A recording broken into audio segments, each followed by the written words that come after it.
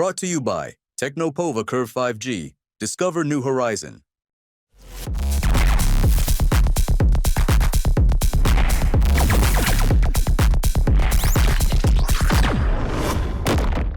देखिए, जैसा आपको पता है कि BSF first line of defence है और हम हमेशा सीमाओं की निगरानी करते हैं, सीमाओं के ऊपर हम तैनात रहते हैं। 22 अप्रैल की घटना के बाद में हमें अंदेशा था कि कोई न कोई ऐसी काउंटर पार्ट हरकत करेगा।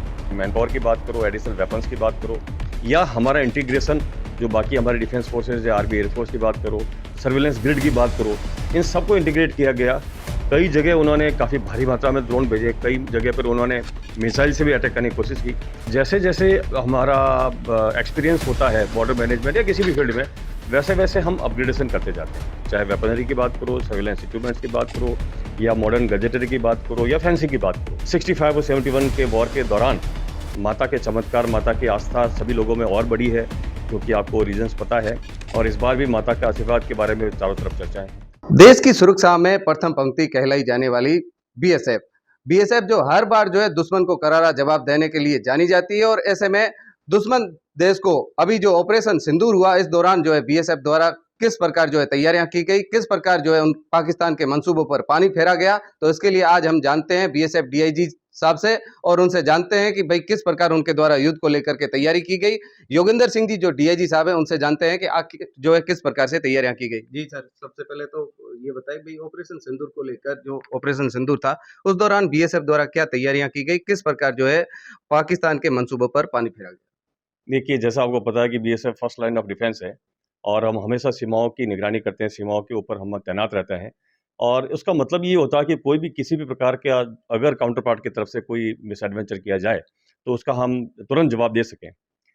जहाँ तक ऑपरेशन सिंदूर की बात है, क्योंकि 22 अप्रैल की घटना के बाद में हमें अंदेशा था कि कोई न कोई ऐसी काउंटर पार्ट हरकत करेगा, क्योंकि हमारा जवाब होता है वो नपातुला होता है।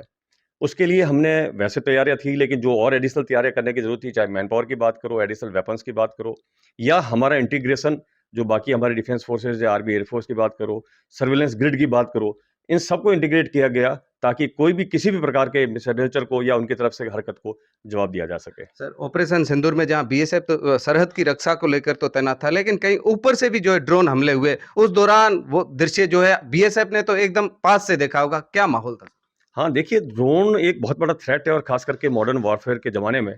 और ड्रोन जो एक्टिविटीज़ है या काउंटर पार्ट ने जो ड्रोन की एक्टिविटीज़ करवाई है, वो पूरे इलाके में करवाई है, वेस्टर्न फ्रंट में, कश्मीर से लेकर गुजरात तक। कई जगह उन्होंने काफ़ी भारी मात्रा में ड्रोन भेजे, कई जगह पर उन्होंने मिसाइल से भी अटैक करने की कोशिश की।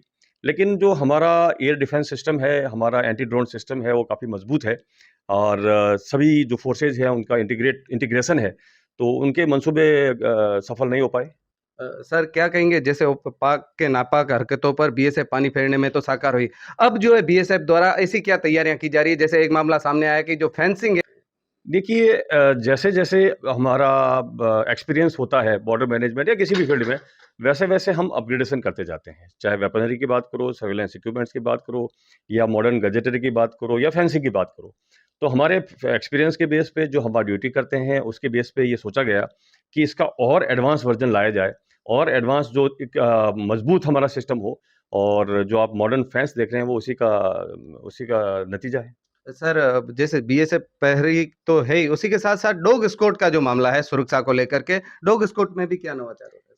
देखिए, डॉग स्क्वाड आपको पता है कि बीएसएफ के पास में जो हमारा ट्रेनिंग सेंटर है टेकनपुर में, वो बहुत बड़ा है। और बीएसएफ नहीं, जितनी भी पुलिस फोर्सेज है वहाँ पर उनके डॉग्स ट्रेन होते हैं और बाहर भी जाते थे एशिया में भी। अभी हमारे पास में जो डॉग्स है वो बॉर्डर पे तो ड्यूटी करती है, लेकिन अब ब्रीडिंग भी हमने स्टार्ट किया है, बीएसएफ ने स्टार्ट किया है, जिसमें से एक सेंटर बीकानेर में भी है। तो हमारे बॉर्डर पे भी चाहे स्नैफर डॉग्स की बात करो, चाहे पेट्रोल के डॉग की बात करो या एक्सप्लोसिव डॉग्स की बात करो, क्योंकि आपको पता है कि डॉग्स में नेचुरल इंस्टिंक्ट बहुत अच्छी होती है, तो वो तुरंत जहाँ पर भी ज़रूरत पड़ती है, वहाँ पर उनको डिप्लॉय किया जा सकता है। सर, ड्रेस कोड भी जो है बीएसएफ में अब नया जारी होने वाला है, क्या कहेंगे। हाँ, देखिए, क्योंकि यही मैं बता रहा था कि अपग्रेडेशन समय के साथ-साथ चलता रहना चाहिए। और इसमें इस बारे में सोचा गया, गहन विचार किया गया, इसके टेक्सचर में, इसके कलर में। और उसके बाद में जो अभी नया ड्रेस अभी लागू हो गया और अभी हमारे सबको जल्दी आप देखेंगे नए ड्रेस में। सर क्या कहेंगे तनोट माता का जो मंदिर है हर बार उस पर एक बॉर्डर पिक्चर भी बनी है कई बार जो बीएसएफ ही उसका सारा जो है देखभाल भी करता है माता जी की पूजा से लेकर के सारा काम लंगर भी वहाँ चलता है इस बार जो है इस युद्ध में तनोट माता का कितना आशीर्वाद रहा। देखिए, तनोट माता का जो मंदिर आप बता रहे हैं, वो काफ़ी फ़ेमस मंदिर है। लेकिन जो वो मंदिर जहाँ पर है, वो बीएसएफ का बीओपी है, बॉर्डर आउटपोस्ट है, एक ऑपरेशन बेस है।